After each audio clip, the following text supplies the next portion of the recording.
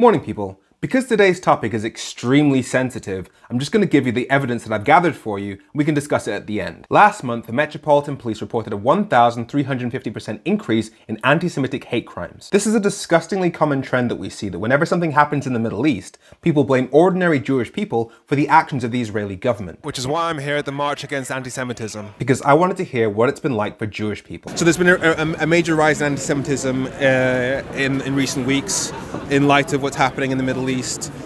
What would you say to politicians to combat that specifically? It's very hard. You know, it's a good question that you ask. It's not even sure that there's been a rise in anti-Semitism. Maybe the anti-Semitism was always there, but being it's been reported more, and there've been more anti-Semitic acts. I think, you know, there's just it's not only anti-Semitism, it's racism in general, and I think that politicians should just push education. It's all about education, and teach kids that this behavior is not acceptable, so that these kids one day will not be racist or anti-Semitic. And I think that, you know, if there's hateful speech which is made and propagated, and kids are being educated in the wrong way, the government should intervene. It's very hard. I know it's idealistic, but it's a collective effort from all of society. And I think here today, the Jews and non-Jews realize that there's just behavior that's unacceptable, and this is an encouragement to the government to do as much as they can, and it's a very big challenge to educate our youth so that this is not repeated. What do you feel is missing from the public conversation? I think what's missing is a consensus across parties in terms of the dangers of anti-Semitism and Islamophobia, and also young people's view.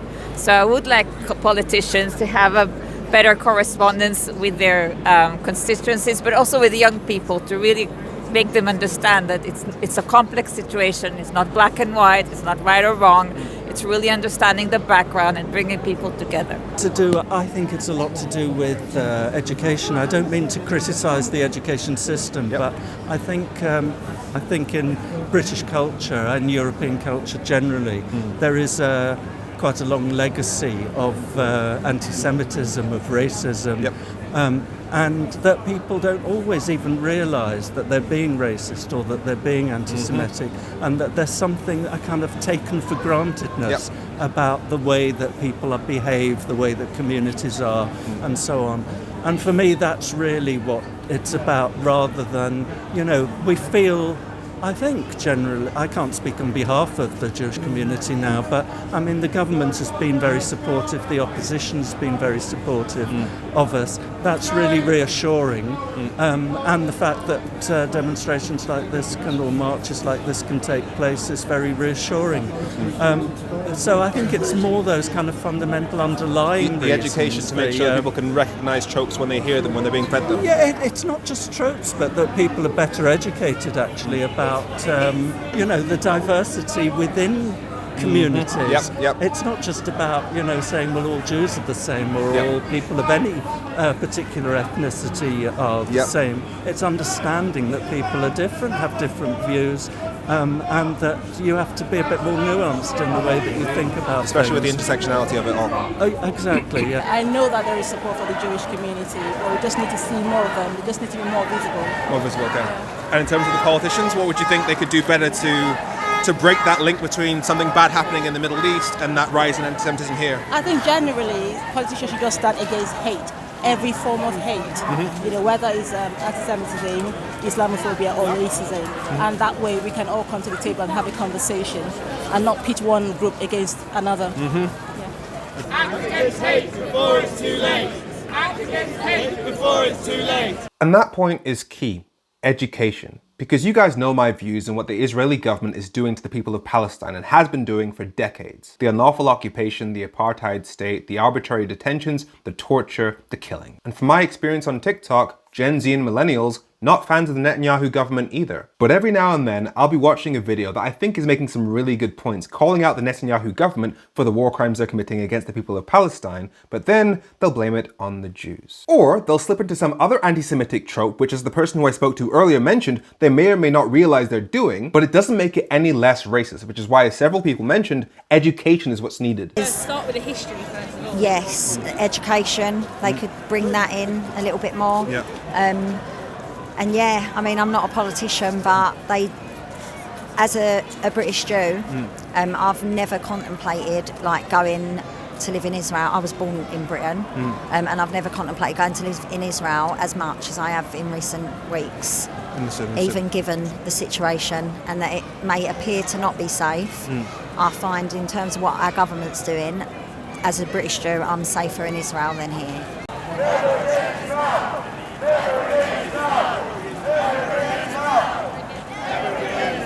But for me, the most important point of this whole thing is, why are anti-Semitic hate crimes spiking right now? They're spiking right now because people, idiots, are blaming ordinary Jewish people for the actions of the Netanyahu government, for the war crimes that he is committing in Gaza. So I asked one of the Jewish people on the march how he felt about that. Okay, so that's what I believe. Britain's Jews are not to blame for the Gaza judgment. Okay, we know we didn't help to elect the Netanyahu government. We don't pay Israeli taxes.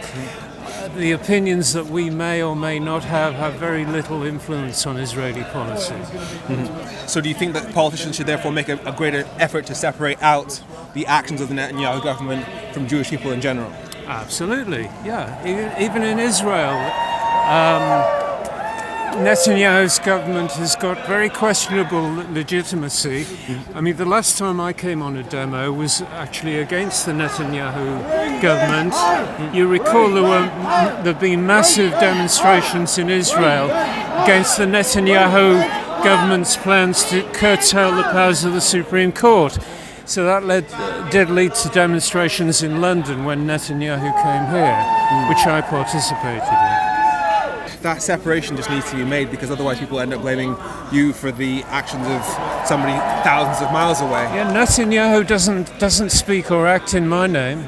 Thank you very much. Appreciate that. For sure. Thank you very much, sir. I mean, think about how insane that is. Even in Israel, many Israeli people have been demonstrating against Netanyahu. So many of them don't like Netanyahu either. And yet there are people in this country who blame ordinary Jewish people for the actions of the Netanyahu government because of their assumed connection to a population that doesn't even like the Netanyahu government. I know it's nothing new that racism is based on ignorance, but still. And yet you've seen conservative politicians try and brand anybody who opposes the Netanyahu government as being anti-Jewish people. Which only makes sense if you believe that Netanyahu, a war criminal, speaks for every single Jewish person on planet Earth, which feels to me a little bit anti-Semitic. And yet Tory MP Laura Trott, despite being part of a government that calls people like me anti-Semitic for marching against the war crimes in Palestine, when she was asked whether she would march against anti-Semitism today... So let me ask again, would you consider, if you had the time, would you be on that demonstration yourself? Of course I am, and the entire government is against anti-Semitism.